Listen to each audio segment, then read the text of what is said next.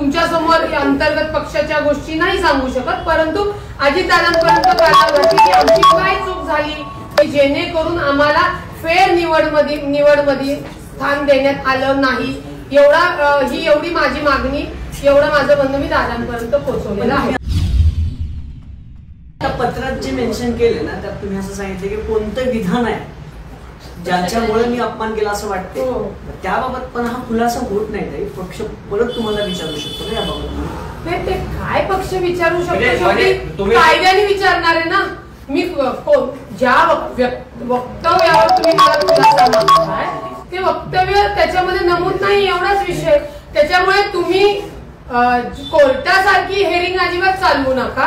ज्या काही गोष्टी आहेत, ज्या काही मागायच्या आहेत तेही मला मागताना कायदेशीर मागणार, मीही त्यांना देताना कायदेशीर उत्तर देणार.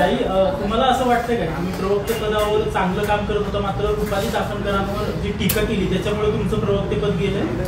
मला तुर्तास एवढंच सांगायचंय की माझ्यावर किंवा अमोल मिटकरी भाऊंवर किंवा वैशाली ताईवर जे काही करण्यात आता आलेलं आहे त्याच्या घडामोडी 7 ते 8 महिन्यापासूनच सुरू झाल्या होत्या. आणि ठीक आहे, तो सगळा लेखाजोखा, त्या सगळ्या कुरगुड्या, त्याचे सगळे विध पुराव्यासह मी अजितदादांसमोर ठेवीन. 8 महिन्यात. ताई, तुम्हाला आता दुसऱ्या पक्षाकडनं पण ऑफर आल्या, महानगरपालिका अगदी तोंडावर आहे निवडणुका.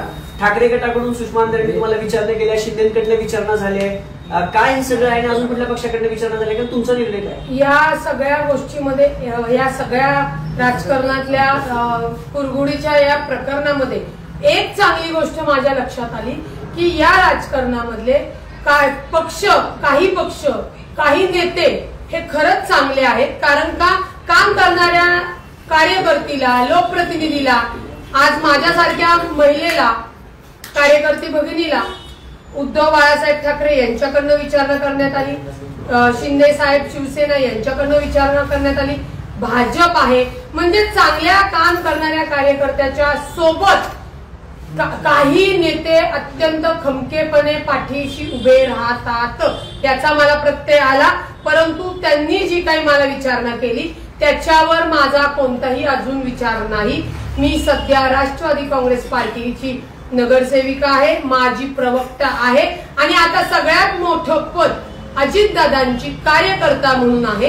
त्याच्यामुळे मला आणि तुमच्यामध्ये बोलण्यासाठी आता कुठल्याही ज्यांना आमचं काम आवडत नाही किंवा थांबवायचंय त्या लोकांचं आमच्यावर बंधन राहणार नाही.